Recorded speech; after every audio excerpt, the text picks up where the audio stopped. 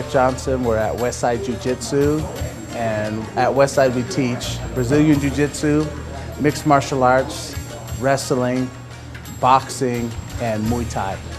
Now you're gonna climb up, climb your knee up to the head. Climb your knee up to the head. These kids are learning a good self-defense, and they're not going to be punching and kicking each other. They're going to be taking down somebody. They're going to be controlling them without really hurting them, which is nice. Armbar, good. Beautiful.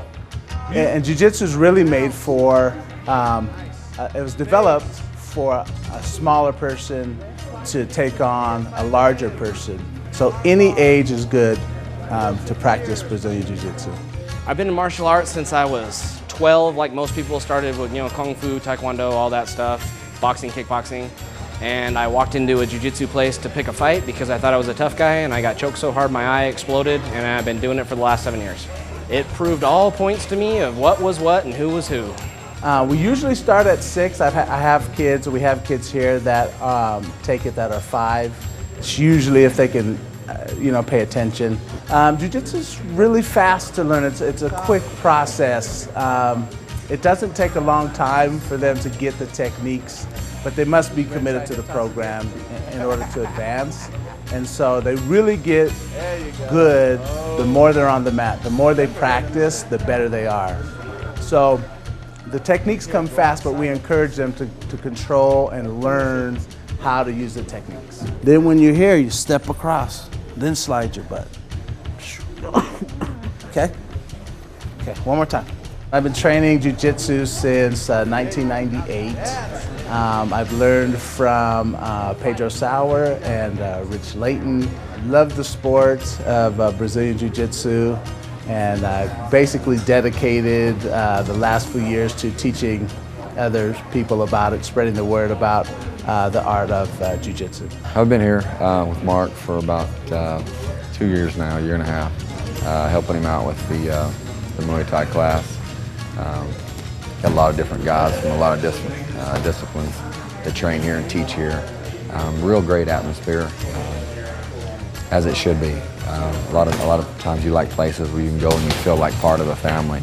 It's not so much of a competition of who's the toughest, but what you want to feel when you come in that you're welcome and that you're part.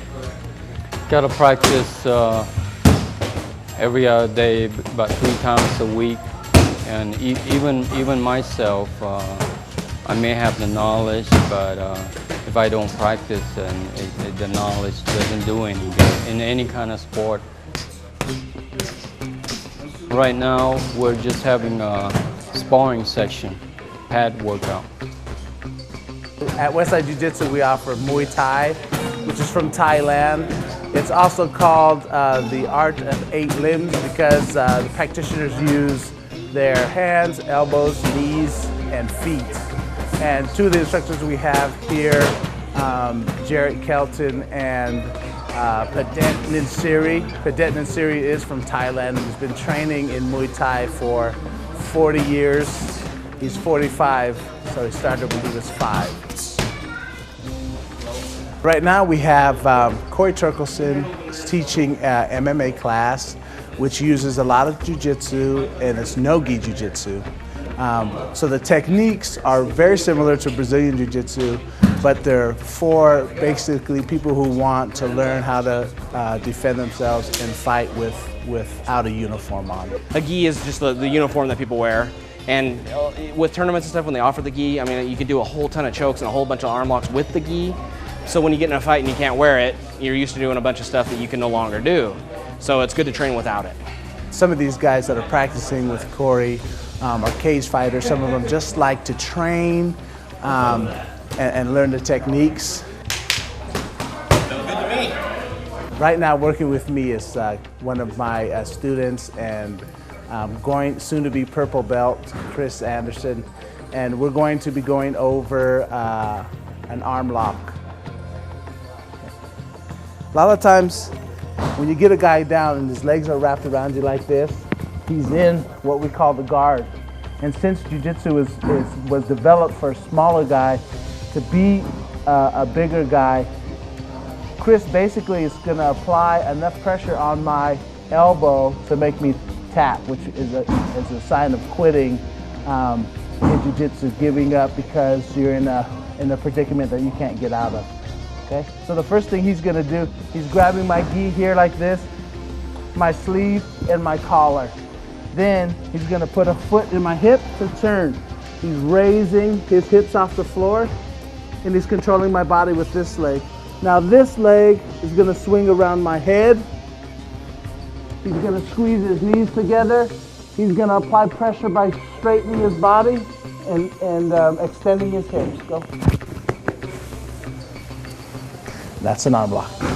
If anybody wants to learn, and I think everybody should, girls, kids, men, women, everybody, so you don't get beat up. I mean, it's good for self-confidence. It beats running on a treadmill. If you want to lose a couple pounds, I'd much rather do this than sit there and stare at the wall on an elliptical.